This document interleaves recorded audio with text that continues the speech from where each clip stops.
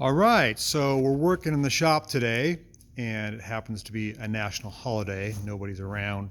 There's no mail, the banks are closed, schools are closed, kids are still in bed. It's very early on MLK Day. 2020, Stella's up.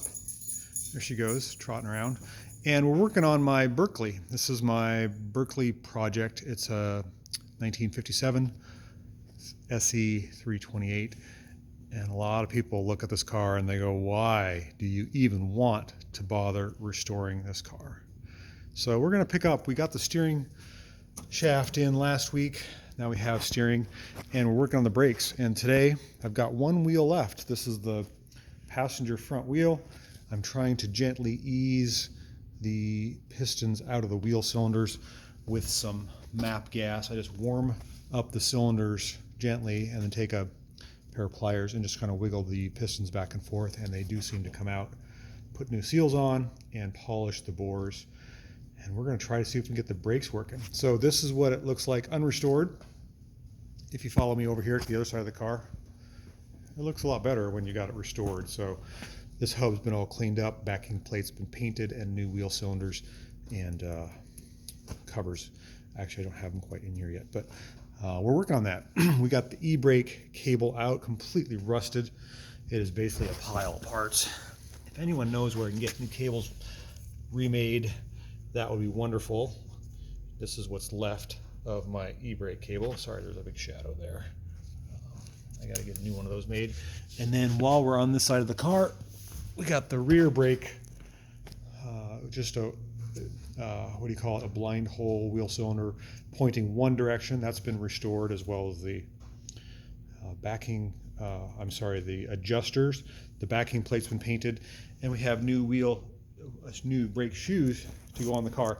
What's funny is the brake shoes cost more to reline. I think they're $25 a piece than the car cost me to buy. Let that sink in for a minute. Crazy. We've got the door off the car. In other words, the driver's door is right here, and the fiberglass has been damaged from somebody sitting on the door or trying to lift the door or something. So there's a hole here at the lower hinge I've got to fix. I want to reinforce the upper hinge. And same thing on the door here.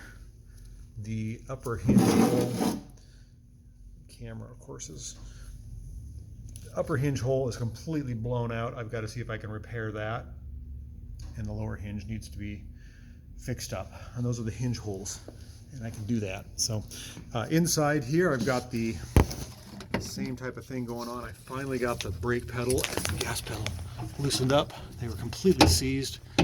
Now I can put a master cylinder in it. Clutch pedal is still stuck. I'm gonna have to put my little MAP gas deal in there. We have our axe handle e-brake, which is now functioning. Got that unseized. Of course, we got the steering shaft in, and the steering seems to work. It still blows me away that this is completely supported by the speedometer hole, which is just a piece of fiberglass. The other hole on that side is broken. So I'm going to see if I can reinforce this a little bit.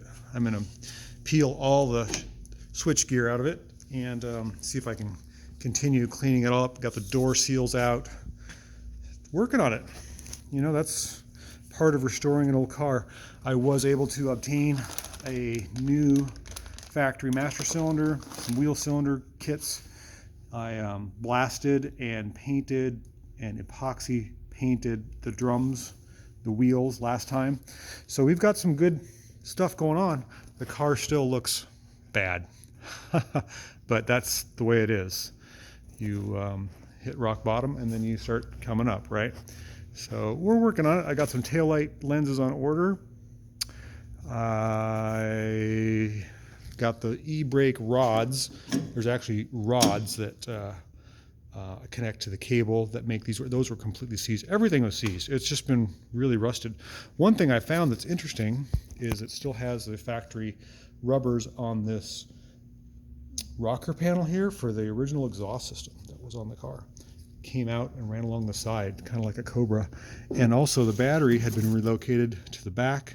It had seat belts in the back, which is weird. And then also the fuel tank, you can see the the hose or the metal piping for the fuel tank, which was in the back. The Berkeley 328, which was a 2-cylinder car, never had a rear-mounted fuel tank. So somebody put a rear-mounted fuel tank in this car at one point. It's kind of fun doing a little bit of automotive archaeology. So we're going to get to work and start cleaning up this front hub assembly and brakes and get the master cylinder in it and see if we can get some brakes today. That would be really wonderful. It'd be a nice addition, a nice top off to my holiday. So there you go. There's some Berkeley updates for you.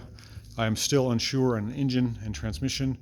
I do want to keep the car lightweight. I don't want to put a big old heavy engine in it, so I'm going back and forth on what to do there. I want something that's powerful yet light and doesn't overpower the car. So, all right, have a great holiday, and we'll catch you on the next video. Please leave comments in the comment section of what you think is appropriate for this car.